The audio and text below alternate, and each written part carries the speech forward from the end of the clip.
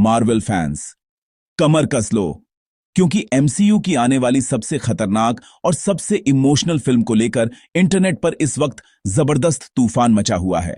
जी हां, हम बात कर रहे हैं अवेंजर्स डूम्सडे की, एक ऐसी फिल्म जिसके बारे में मार्वल कुछ भी खुलकर नहीं बोल रहा, लेकिन लीक्स, अफवाहें और अब नए टीजर्स सब मिलकर फैंस की एक्साइटमेंट 7वें आसमान पर पहुंचा चुके हैं।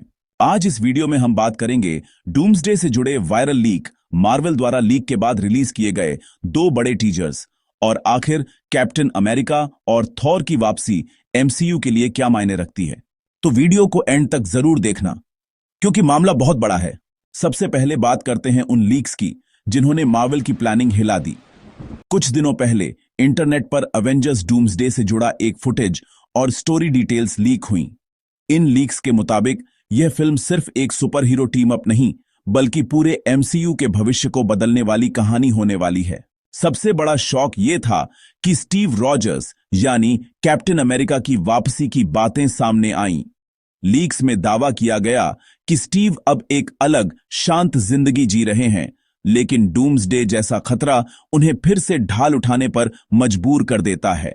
हालांकि मार्वल ने इन लीक्स पर कोई ऑफिशियल बयान नहीं दिया, लेकिन जैसे ही यह खबर वायरल हुई, फैंस की उम्मीदें और थ्योरीज दोनों तेज हो गईं, और शायद मार्वल ने भी समझ लिया कि अब चुप रहना मुश्किल है।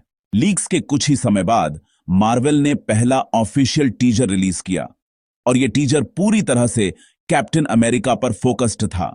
टीजर में स्टीव रॉजर्स को एक अलग अवतार में दिखाया गया, जहां वो सिर्फ एक सुपर हीरो नहीं, बल्कि एक इंसान, एक फैमिली मैन की तरह नजर आते हैं। यह साफ संकेत देता है कि डूम्सडे में कैप्टन अमेरिका की वापसी सिर्फ एक्शन के लिए नहीं, बल्कि इमोशनल वजहों से भी जुड़ी होगी। यह वही स्टीव रॉजर्स है जो हमेशा दुनिया के लिए खड़ा रहा, और अब जब दुनिया सच में खत्म होने के कगार पर है, तो उसका वापस आना लगभग तय लगता है। यह टीजर एमसीयू के पुराने फैंस के लिए एक इमोशनल पंच था, क्योंकि एंड गेम के बाद स्टीव की कहानी को लगभग खत्म मान लिया गया था, लेकिन कहानी यहीं खत्म नहीं होती। मार्वल ने दूसरा टीजर रिलीज किया, और इस बार एंट्री होती है गॉड ऑफ थंडर, थॉर।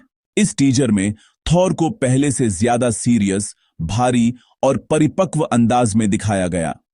यह वो थॉर नहीं है जो सिर्फ मजाक करता है, बल्कि वो थॉर है जिसने बहुत कुछ खोया है और अब सब कुछ बचाने के लिए तैयार है।